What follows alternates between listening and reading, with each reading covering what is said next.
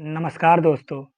21 मई 1921 की रात, जिस दिन भारत की भविष्य बदलने वाली घटना थी, जहां तमिलनाडु के श्रीपेरनबदूर में एक चुनावी रैली थी, जहां पूर्व प्रधानमंत्री राजीव गांधी, जो अभी अपने मंच की ओर बढ़ रहे थे, जो अपनी मंजिल तक भी नहीं पहुंच पाए थे, तभी एक महिला, जो आतंकवादी हमलावर जिसका नाम धनु था, उसने राजीव गांधी की हत्या कर दी।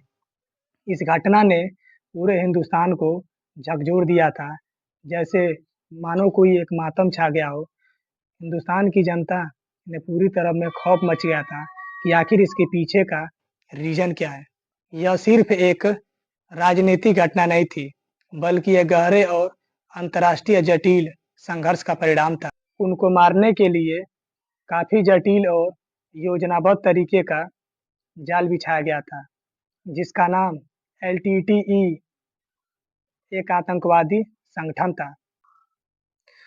इस घटना का सबसे बड़ा मकसद था कि तमिलों के लिए एक अलग राष्ट्र बनाने की मांग की जाए, जिसका नाम तमिल-ईलम था।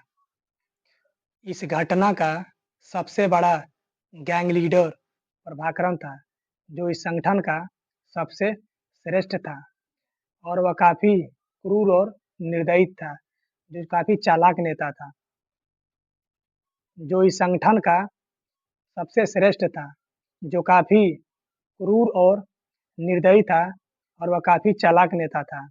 एलटीटीई ने गुरिल्ला युद्ध के ज़रिए आत्मघाती हमलों और जबरन वसूली करके इस संगठन को बढ़ावा देना, ताकि यह संगठन आने वाले भारत में इतना बड़ा हो जाए कि हम इसमें पूरी तरह से अपना राज कर सकें। और वह पूरी तरह से धीरे-धीरे बढ़ता जा रहा था, जहाँ पर राजीव गांधी की हत्या कर दिया गया, जो पूरे भारत में एक अलग ही हाहाकार मचा था, जिसने कांग्रेस पार्टी की पूरी तरह से नस्तानाबूद होने जा रही थी।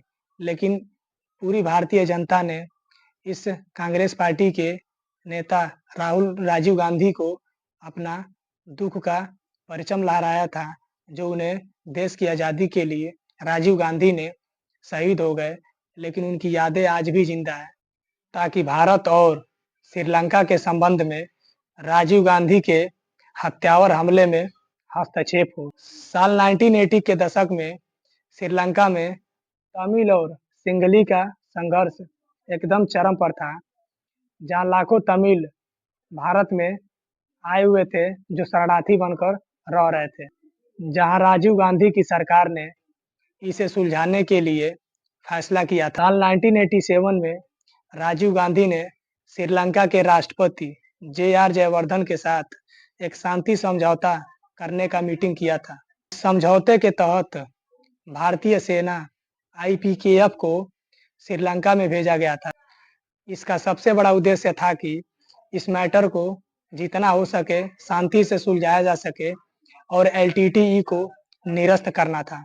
लेकिन यह समझौता भारत और श्रीलंका से इतना आसानी से नहीं हुआ था, जितना राजीव गांधी और समझ रहे थे।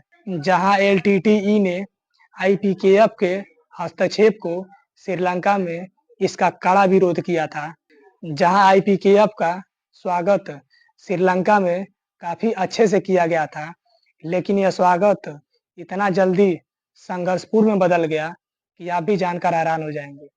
इन दोनों के बीच इतना घमासान जंग हो गया, जो पूरे हिंदुस्तान की नींव को हिलाकर रख दिया। इस राजीव गांधी की मर्डर केस ने पूरे भारत को झकझोर कर रख दिया था।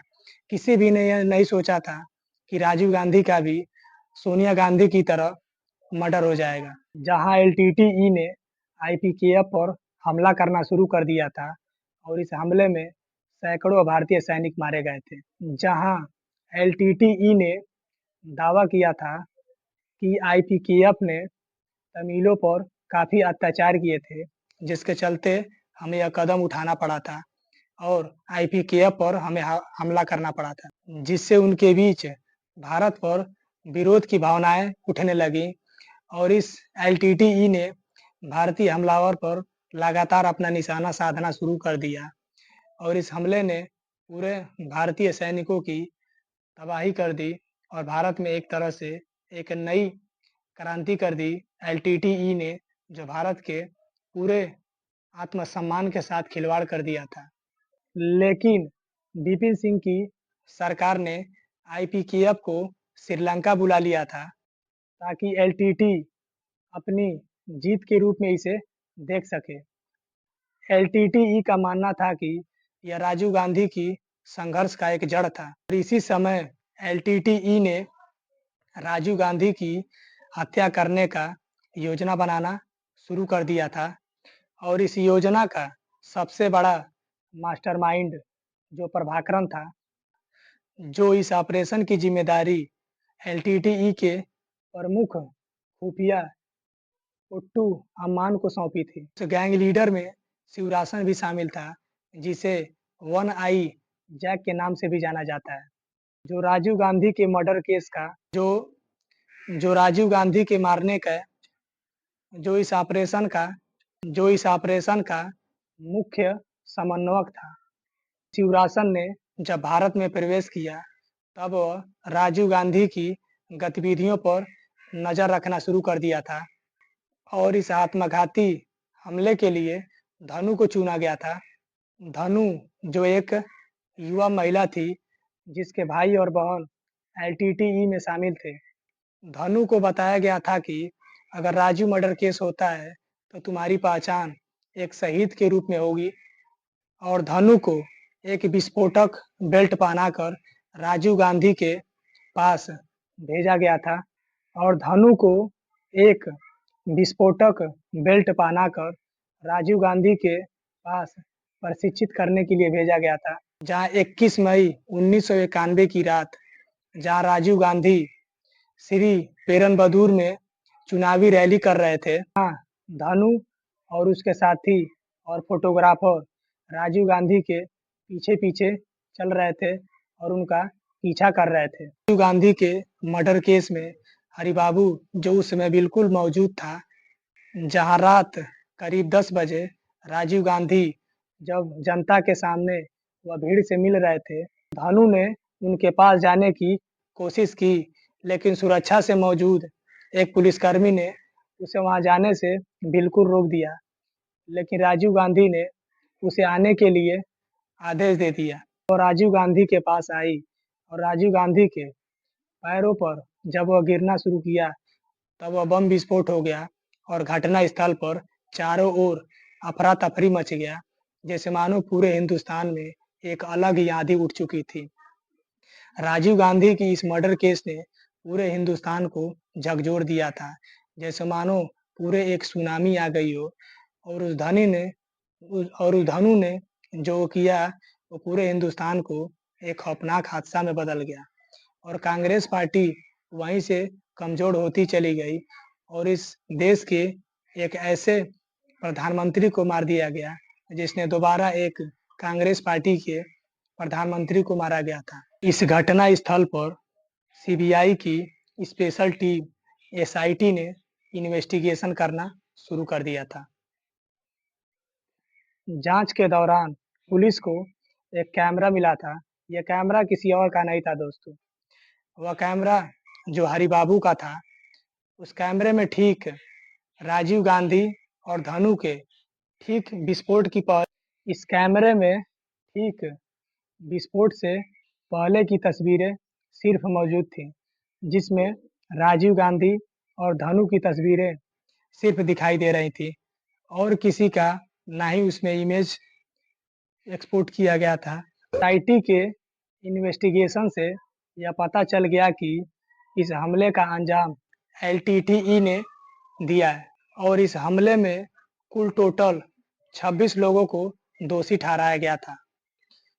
राजीव गांधी की हत्या ने भारतीय राजनीति को हमेशा के लिए बदल दिया और दिन पे दिन कांग्रेस पार्टी में जो भी नेता आए और वह प्रधानमंत्री के लिए चुने गए, वह उनकी मौत एकदम फिक्स हो गई। वहीं इंदिरा गांधी के भी साथ वही हादसा हुआ था, जहां उन्हें उनके बॉडीगार्ड के द्वारा मारा गया था और वही सेम यही हाल हुआ था, जहां एलटीटीई ने राजीव गांधी का मर्डर करवाया था। क्या ये दोस्तों इसी तरह प्रक्रिया चलती रहेगी कांग्रेस पार्टी के साथ? आखिर इसके पीछे क्या सबूत छिपा है जो हमें नहीं जान पाते हैं? चलिए आज के इस वीडियो में दोस्तों आइए जानते हैं। भारत की सुरक्षा व्यवस्था के लिए एक कड़ी चुनौती थी कि आप उतनी सुरक्षा के बावजूद भी राजीव गांधी का मर्डर हो गया। जो भारत में सुरक्षा इतनी नाकाम रही कि भारत के उस राजीव गांधी के प्रधानमंत्री की हत्या कर दी गई, वो भी एक लेडीज़ के द्वारा, जिसको कोई भी वहाँ पुलिस या आर्मी नहीं रोक पाई और ये इतनी बड़ी हादसा थी और इस घटना में राजीव गांधी के राजीव गांधी की इस घटना में राजीव गांधी के इस घटना से हमें यह दिखाया गया है कि राजनीतिक में एक लिया गया फैसला कितना घातक हो सकता है। जो आज भी ये राजीव गांधी की मौत का ये अध्याय इतना दर्दनाक है, जिसे आप भी जानकर हैरान हो जाएँगे दोस्तों। जो हमें आतंकवाद और उसके जटिल कारणों को आज भी हमें समझने की ज़रूरत होगी दोस्तों। क्या आज भी यह आतंकवाद हमारे देश से खत्म हुआ है? नहीं ना। आखिर इसके पीछे का असली सच्चाई क्या होता है?